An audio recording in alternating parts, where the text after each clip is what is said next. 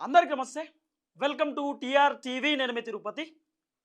BRS party working president, కీలక నేత, Sircilla MLA KCR కొడుకు కేటీఆర్కు సిట్ అధికారులు ఫోన్ ట్యాపింగ్కి సంబంధించినటువంటి వ్యవహారంలో రేపు పొద్దున 11 గంటలకు జూబ్లీహిల్స్ పోలీస్ స్టేషన్కి విచారణకు రావాలని చెప్పి నోటీస్ ఇచ్చారు.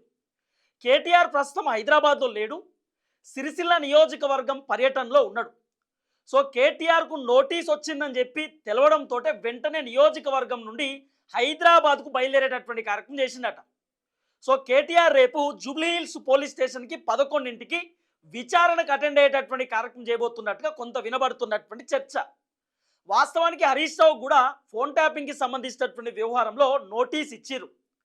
సేమ్ హరీష్ రావుకు నిన్న రాత్రి 9 గంటలకు నోటీస్ ఇస్తే ఇవాళ పొద్దుగాల 11 గంటలకు నువ్వు జూబ్లీహిల్స్కి రావాలని చెప్పి హరీష్ రావుని కూడా 1 డేలోనే జూబ్లీహిల్స్ పోలీస్ స్టేషన్కి పిలిపించుకున్నారు. సేమ్ కేటీఆర్ కూడా ఈరోజు నోటీస్ ఇచ్చి రేపు పొద్దున 11 గంటలకు జూబ్లీహిల్స్ పోలీస్ స్టేషన్ రావాలని చెప్పి విచారణకు పిలిచారు. అంటే కేటీఆర్ ఎక్కడ కూడా తప్పించుకోకుండా, హరీష్ రావు ఎక్కడ తప్పించుకోకుండా, ఒకవేళ 2 డేస్ తర్వాత 3 డేస్ తర్వాత రండి అని చెప్పి అన్నారు అనుకో, ఈ 2-3 డేస్లో కోర్టుకు పోతారు, కోర్టులో స్టే వేసుకుంటారు. మాకు ఇంకా టైం కావాలి, మేము విచారణకు రావాలంటే అని చెప్పి కోర్టులో స్టే పిటిషన్ వేస్తారు. కాబట్టి సో వీళ్ళు స్టే వేసుకోవద్దని చెప్పి వీళ్ళకి టైం ఇవ్వకుండా ఇవాళ నోటీస్ ఇస్తే రేపు రావాలని చెప్పి నోటీసులు ఇచ్చేటటువంటి కార్యక్రమం చేస్తున్నారు, ఎక్కడ తప్పించుకోకుండా. సో హరీష్ రావు కూడా విచారణకు పోయిండు. దాదాపు 7 గంటల సేపు హరీష్ రావుని ఫోన్ ట్యాపింగ్కి సంబంధించినటువంటి వ్యవహారంలో విచారణ చేసేటటువంటి కార్యక్రమం చేస్తారు. హరీష్ రావు బయటకు వచ్చిండు, ప్రెస్ మీట్ పెట్టిండు, నవ్వుకుంటూనే మాట్లాడిండు. ఆ సిట్ అధికారులు అడిగినటువంటి ప్రశ్నలు ఏమో కానీ నేనే ఉల్టా క్వశ్చన్లు అడిగినా, వాళ్ళు ఏం పెద్దగా ఏం అడగలేదు, నాకేం అనిపించలేదు.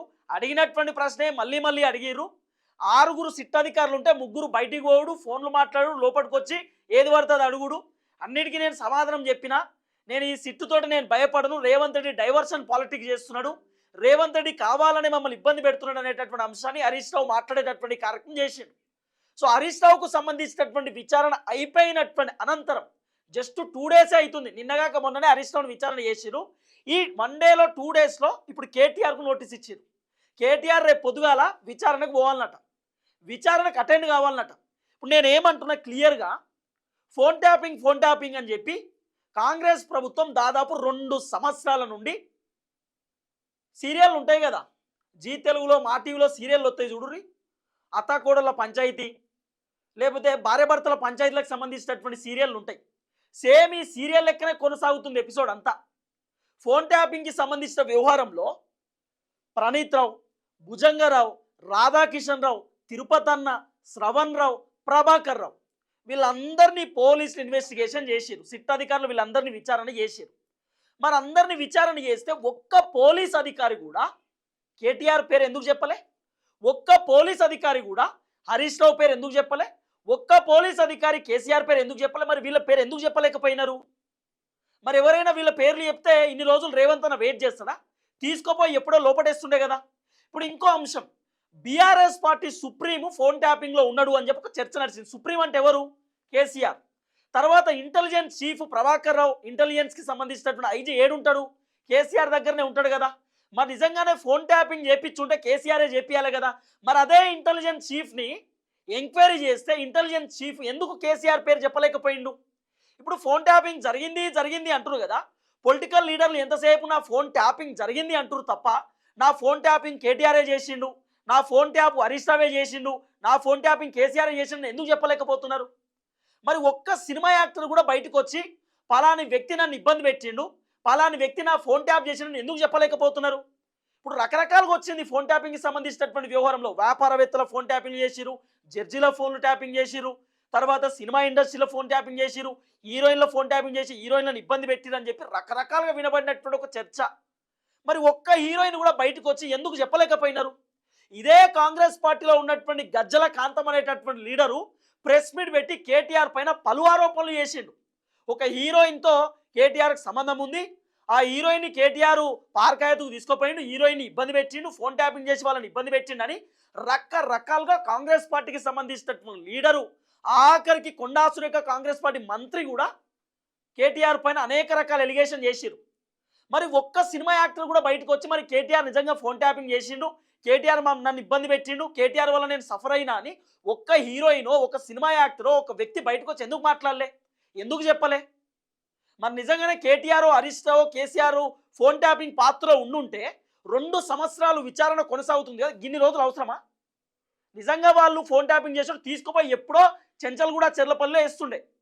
రేవంత్ అన్న పదే పదే ప్రతిపక్షంలో ఉన్నప్పుడు అంటుండే కేసీఆర్ కోసం చెర్లపల్లి జైల్లో డబుల్ బెడ్రూమ్ కట్టిస్తా, చెంచల్గూడ జైల్లో డబుల్ బెడ్రూమ్ కట్టిస్తా అన్నాడు. మరి నీ డబుల్ బెడ్రూమ్ ఎడవైందన్న? ఏదో కట్టిస్తా ఏదో చేస్తా అని చెప్పినటువంటి ఆ రేవంత్ అన్న డబుల్ బెడ్రూమ్ ఎటాబాయే? ఈ 2 సంవత్సరాల నుండి ఒక సీరియల్ ఎపిసోడ్ లెక్క కొనసాగుతుంది అంతే. ఇప్పటిదాకా ఫోన్ ట్యాపింగ్కి సంబంధించినటువంటి వ్యవహారం తెరపైకి వచ్చినటువంటి అంశం లేదు.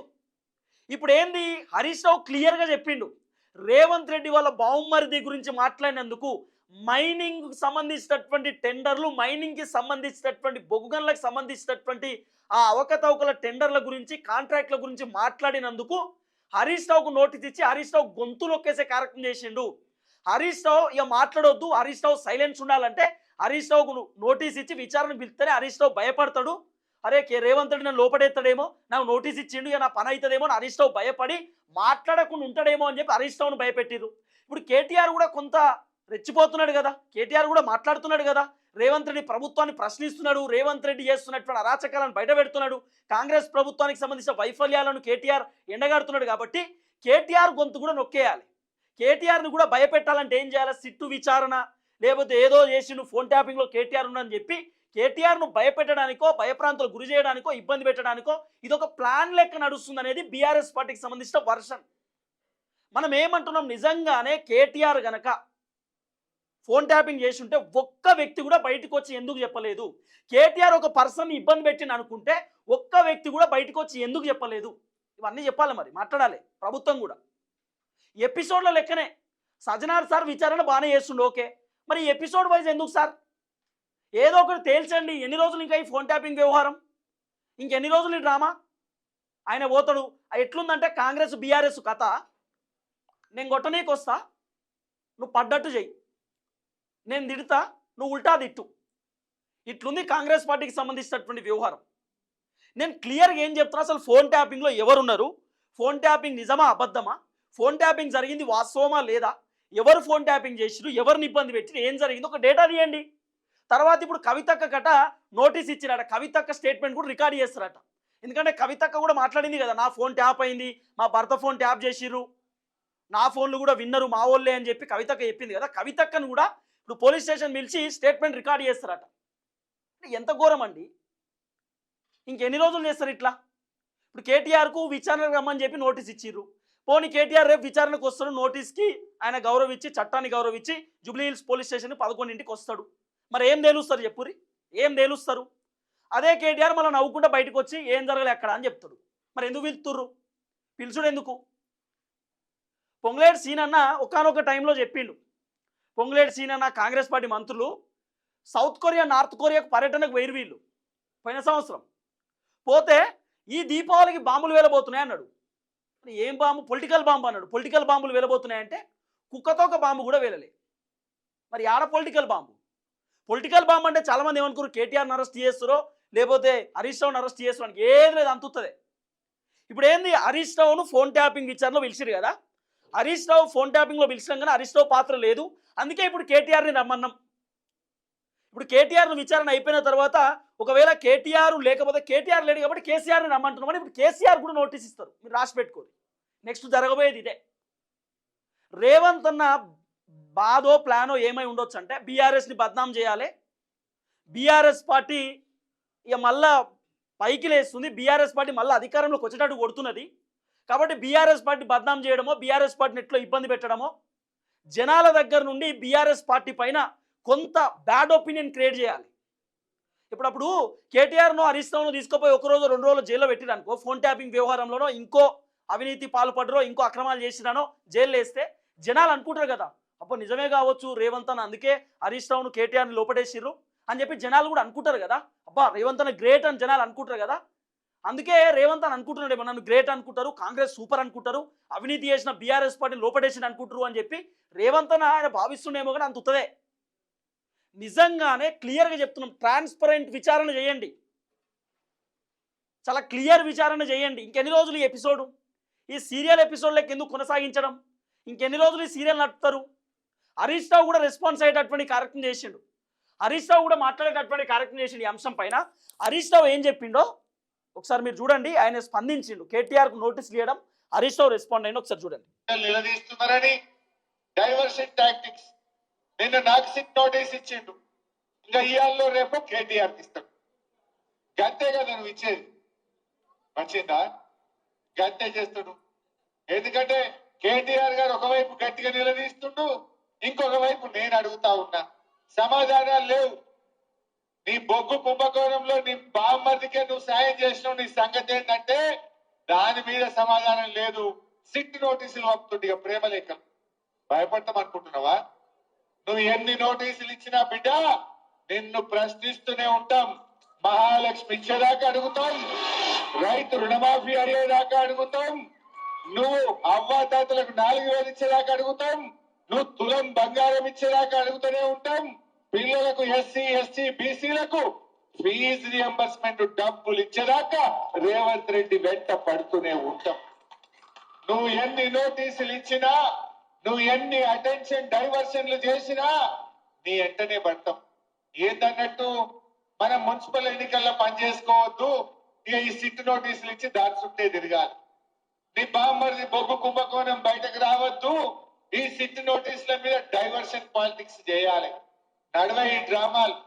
జనంకి అన్ని అర్థమైపోయినాయి. నువ్వు ప్రజల్ని మోసం చేసినావు. వాస్తవానికి హరీష్ రావు ఎందుకు ఇట్లా మాట్లాడింది తెలుసా? నేను హరీష్ రావు కేసీఆర్ని కలిసిండు. కేసీఆర్ హరీష్ రావుతో చెప్పిండట, మీకు నోటీసులు ఇచ్చేది మీరు తప్పు చేసిరని కాదు, రేవంత్ రెడ్డి డైవర్ట్ చేస్తున్నాడు. అంటే మున్సిపల్ కార్పొరేషన్ ఎన్నికలలో హరీష్ రావు కేటీఆర్ నియోజకవర్గాలు పర్యటన చేయాలా, తిరగాలి. కాంగ్రెస్ పైన టౌన్లలో భయంకరమైనటువంటి వ్యతిరేకత ఉన్నది. కాంగ్రెస్ తిడుతురు జనం, మామూలుగా తిడుతులేరు, ఘోరంగా తిడుతురు, అని బీపులు వేసుకునేటటువంటి పరిస్థితి గట్ల తిడుతురు కాంగ్రెస్ పార్టీ లీడర్లను. అయితే ఇట్లా తిడుతురు కాబట్టి ఇప్పుడు ఏం చేయాలి? డైవర్ట్ చేయాలి. డైవర్ట్ చేయాలంటే ఏం చేద్దాం? కేటీఆర్ను హరీష్ రావును విచారణ పేరుతోటి వాళ్ళ టైం కిల్ చేద్దాం. డే మొత్తం పోతుంది. ఇప్పుడు కేటీఆర్ కనుక రేపు 11 గంటలకు పోయింది అనుకో, డే మొత్తం పోలీస్ స్టేషన్లోనే ఉండాలి. ఇక డే మొత్తం తిరగడిగా నియోజకవర్గాలు పర్యటన చేయడు. ఇట్లా వీళ్ళని ఇబ్బంది పెడదాం, టైం కిల్ చేద్దాం, వీళ్ళను మానసికంగా ఇబ్బంది పెడదాం. మానసికంగా ఇబ్బంది పెడితే వాళ్ళు టెన్షన్ ఉంటారు కదా, రే సిట్టు విచారణ అంటుండు, అరెస్ట్ అంటుండు, నోటీస్ అంటుండు, ఇట్లా భయపడి ఇక వీళ్ళంతా టెన్షన్ ఉంటారు, డైవర్ట్ చేయవచ్చు అని రేవంత్ అన్న ప్లాన్ చేస్తున్నాడేమో అనేది కొంత వినబడుతున్నటువంటి వ్యవహారం. హరీష్ రావు కూడా అదే చెప్తున్నాడు కదా ఓపెన్గా. నేనేమంటున్నా క్లియర్గా, ఇక ఫోన్ ట్యాపింగ్కి సంబంధించినటువంటి ఎపిసోడ్ క్లోజ్ చేయండి, అతి తొందరలో క్లోజ్ చేయండి. ఇక చాలు. ఈ డ్రామా ఎన్ని రోజులు ఇంకా? మీరు సిట్టు విచారణ అంటారు, కేటీఆర్ని పిలుస్తారు, హరీష్ రావుని పిలుస్తారు, వాళ్ళు పోతురు తగనే వస్తురు. హరీష్ రావు అయితే సరదాగా ఏదో పిక్నిక్ పోయినట్టు పోయిండు. ఆయన పిక్నిక్ ఇట్లా పట్టుకున్నాడు ఫైలు, అందరికి నమస్తే పెట్టుకుంటే మళ్ళీ వస్తా ఏం కాదు తీరి అని చెప్పి పోయిండు. బయటకు వచ్చి ఏమైంది చెప్పినా కదా మళ్ళీ వస్తా అని అన్నట్టు వచ్చిండు. ఆ బీఆర్ఎస్ పార్టీ ఆఫీస్లో కూర్చొని అలా తుత్తదే అంటుండు. ఏం చెప్తాం ఇక చెప్పు. ఇప్పుడు కేటీఆర్ కూడా రేపు మళ్ళీ వస్తా అని చెప్పి పోతాడు, మళ్ళీ బయటకు వచ్చి వస్తా అని చెప్పినా కదా అంటాడు, మళ్ళీ బీఆర్ఎస్ పార్టీ ఆఫీస్కి వచ్చి అంతుతుంది అంటాడు. ఏందన్నట్టు సిట్టు విచారణ? ఇంకెన్ని రోజులు ఈ సిట్టు విచారణ? రేవంత్ అన్న ప్రతి ఇష్యూలో సిట్టు విచారణే. ఎన్టీవీలో కథనం వచ్చింది సిట్టు విచారణ, ఇంకేదో వస్తే సిట్టు విచారణ. మరి గిన్ని సిట్టు విచారణలో ఏం తేలిందో చెప్పురా అంటున్నా నేను. కేటీఆర్ ఫార్ములా ఈ రేసింగ్కి సంబంధించినటువంటి వ్యవహారంలో 55 కోట్ల అవకతవకలో పాల్పడ్డాడు. 55 కోట్లు ఫార్ములా ఈ రేసింగ్ అని గొచ్చిండు, ఎవరు పర్మిషన్ లేకుండా గొచ్చిండని చెప్పారు. మరి ఏమైంది? మరి ఆ ఫార్ములా ఈ రేసింగ్ విషయంలో కేటీఆర్ ఏం తప్పు చేసి ఏం తెలిసిర్రు? కాళేశ్వరం కమిషన్ పెట్టిరు, మేడిగడ్డ ఎట్లా గుంగిపోయింది, అన్నారము సుందిల్లా బుంగలు పడ్డాయి, ఆగమైపోయింది అన్నారు. మేడిగడ్డ మొత్తం ఆగమైపోయింది, కాళేశ్వరం ప్రాజెక్టే పనికిరాని ప్రాజెక్ట్ లెక్క అయిపోయింది అన్నారు. మరి ఏమైంది? కేసీఆర్ అవినీతి ఎడబయట పెట్టిర్రు. ఫోన్ ట్యాపింగ్ వ్యవహారంలో 2 సంవత్సరాల నుండి ఎపిసోడ్ల లెక్కనే కంటిన్యూ చేస్తున్నారు. మరి ఏమైంది? మీ కాంగ్రెస్ పార్టీలో ఉన్నటువంటి లీడర్ గజలకాంతం ఆయన చెప్పిండు, ఓ కేటీఆర్ ఈ పలాన్ రూమ్కే పోయిండు, ఆ హీరోయిన్ నాకు చెప్పింది, నేను ఆమె పేరు బయట చెప్తలేను. కేటీఆర్ ఇంకో ఏంటోనట, బెంగళూరులో ఏంటోనట, అక్కడ విల్లా కొనిచ్చిండు, ఇల్లు కొనిచ్చిండు. గన్ని ఆధారాలు ఆయన దగ్గర ఉన్నప్పుడు మరి కేటీఆర్ పైన ఒక ఇన్వెస్టిగేషన్ టీం పెట్టి నిజంగా అబద్ధమా జనాలకు చెప్పుర్రి. అన్నీ మీరే చెప్తారు, మళ్ళీ మీరే విచారణ చేస్తారు. ఫస్ట్ ఇమీడియట్లీ తేల్చండి ఈ ఫోన్ ట్యాపింగ్ వ్యవహారం. పదే పదే రాజకీయంగా వాడుకునే కార్యక్రమం చేస్తున్నారు ఈ అంశాలను అన్నింటినీ, ఫోన్ ట్యాపింగ్ వాటిని వీటిని. ఇక బంద్ చేయర్రి. జనాలకు తెలుసు మీరు చేస్తున్నటువంటి కథ, మీ ఎపిసోడు, మీ రాజకీయ ఎత్తుగడలు, మీ రాజకీయ డ్రామా, మీ పొలిటికల్ ఎజెండా, మీ వ్యవహారం అంతా తెలంగాణ సమాజం అబ్జర్వ్ చేస్తున్నారు. నాకు తెలిసి మళ్ళీ కేసీఆర్ కూడా ఫోన్ ట్యాపింగ్ సంబంధించిన నోటీస్ ఇస్తారు. మీరు రాసి పెట్టుకోరు, నేను చెప్తున్నా కదా. కేసీఆర్కు కూడా ఫోన్ ట్యాపింగ్ నోటీస్ ఇస్తారు.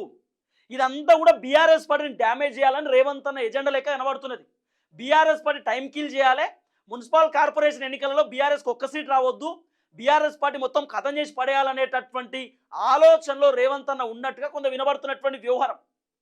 ఇప్పుడు ఈ రోజు నోటీస్ ఇచ్చి రేపు పొద్దుగానే రావాలని ఎందుకు? ఎప్పుడు ఈ రోజు నోటీసు 2 రోజుల తర్వాత 3 రోజుల తర్వాత రండి అని చెప్పొచ్చు కదా.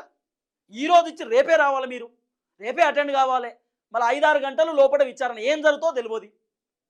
బయటకు వచ్చి వీళ్ళు మాత్రం ఏం లేదు ఉత్తదే అంటారు. మరి ఏం చేస్తురు? ఏం విచారణ చేసిర్రు?